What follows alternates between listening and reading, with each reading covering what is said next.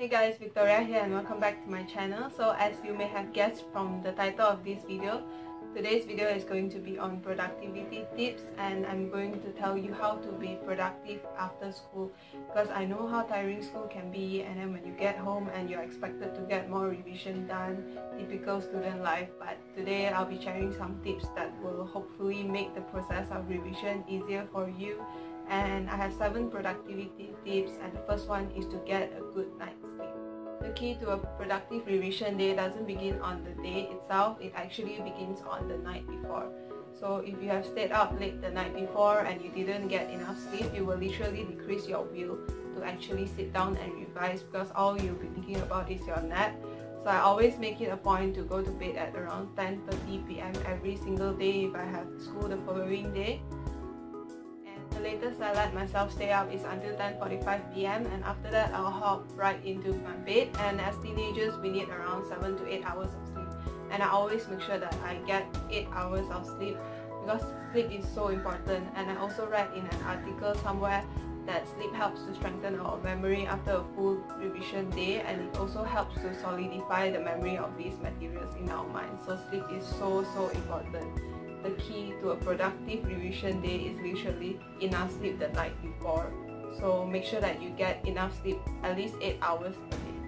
My second productivity tip is to take the right amount of rest time after school. So obviously after school you can't dive straight into your revision because you're already tired from the long day and your brain is already like saturated. So obviously you can't dive straight into your revision. But you also can't take a break too long because it pushes you out of your productive mode completely. If you come home from school and you laze around for around 2 hours, then it will be very difficult for you to sit at your desk and be productive again. So avoid doing that. Instead, I usually take around a 30-minute to 45-minute break when I'm having my lunch. And you might think that that break is too short because you're already tired from school. But what I suggest is that you shift your break time to study breaks. So after the 30-minute break, you can go ahead and get your revision started for around 30 minutes, and then you can get a 10-minute break, and then you work for another 30 minutes, you get another 10-minute break. So instead of using all your breaks in one go, you can actually shift it into revision breaks, and that is great because it gives you a form of motivation to keep going, because like there's a break time for you. So my third productivity tip after school is to say no to social media. This one is actually pretty optional, and it depends on the person which you are and the amount of discipline which you have. If you know that you are a disciplined person and you can go into social media for a little while to recharge, and then after that you can still be productive, then fine, you can go ahead and do that. But if you know very well that social media is the #1 killer of your productivity, and when you go onto one social media platform, you will just get sucked in and go on to another, and then you just spend time scrolling through stuff, then you should really do something about it. After school, don't even on your Wi-Fi or data. Do something else that doesn't require social media in order for you to recharge. Avoid getting stuck into those social media spiral, because SPM is literally 4 months away, and if you don't do something about it, no one can help you. So it's literally your choice. If you know very well that social media is what is stopping you from getting work done, then you have to do something about it. Say no to social media. Avoid going onto social media after school. My fourth productivity tip is to have a rough idea of what you want to achieve for that day, or in other words, use a to-do list. Don't come home and sit down and then start thinking about what you have to get done. When you're in school itself, if you're assigned a homework, write that down in a list. And then if you know in your head that you're going to revise Sejarah chapter 6 for that day, then write that down in a list. Whatever homework you're assigned, your task, write it all down and keep that list. So when you're home, you can just go ahead and get started on that list. I think that this is a very good way to keep yourself on track. Because if you don't have that list of things, then it is so easy to come home and just not be productive and just take a nap for the rest of the day. But if you have that list, it will serve as a gentle reminder that you do have stuff to get done, and this is the general direction that you're supposed to go. So keeping a list can really help keep you on track. And as you all know, I'm a huge fan of to-do lists, and I literally get everything done by ticking things off the to-do list. So if you're having trouble getting work done, then I suggest that you try using the list.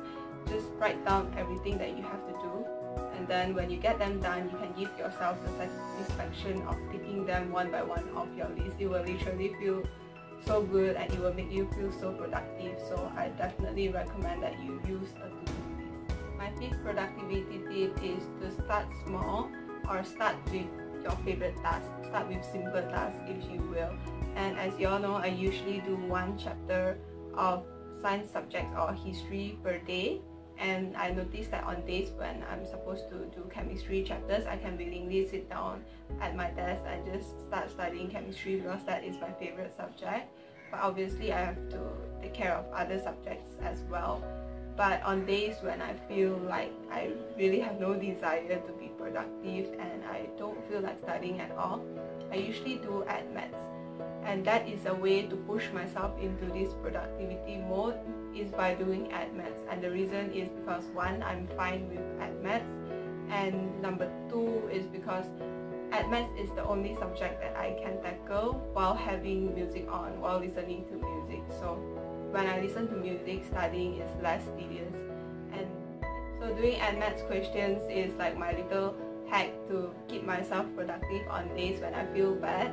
Because when you're in Form 4 and Form 5, you can't just work on your good days. I've talked about this before, but you can't just work on your good days and then take bad days off. Like no matter it is a good or bad day, you have to get a little bit of work done so that it doesn't stack up.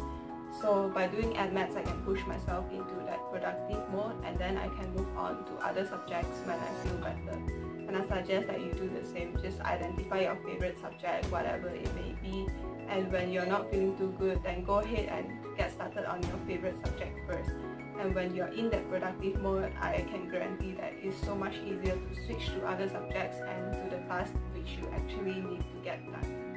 My sixth productivity tip is to do whatever it takes to give you that initial push of motivation.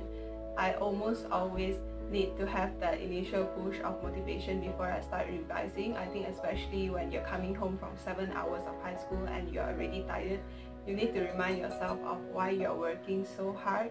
And mostly it is helpful if you have a goal in mind. And I mostly go on Pinterest or YouTube to get that motivation. I will go onto Pinterest and I already have boards where I've pinned all the pictures which motivate me, all the quotes and all the pictures of where I want to be in life, and that motivates me.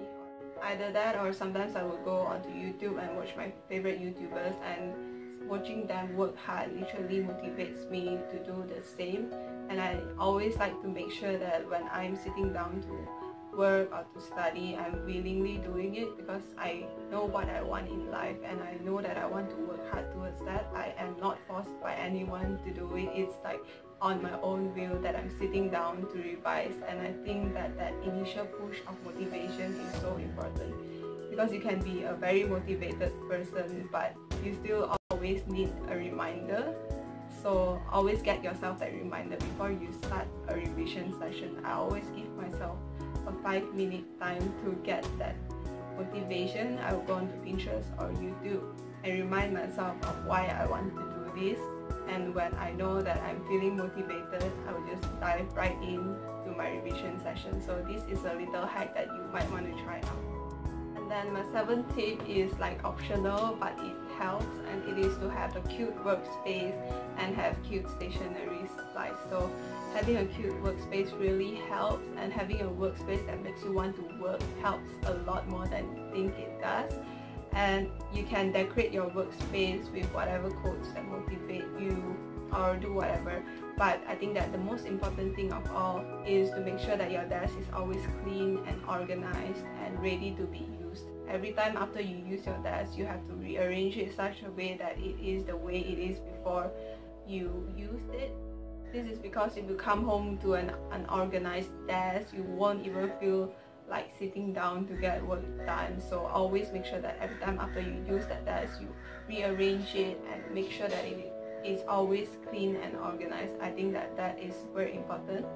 And besides that, you can also use cute stationeries. Like if you have a particular set of pens that you really want to get, then save up and buy it, because it will make revision a much easier process if you do enjoy it.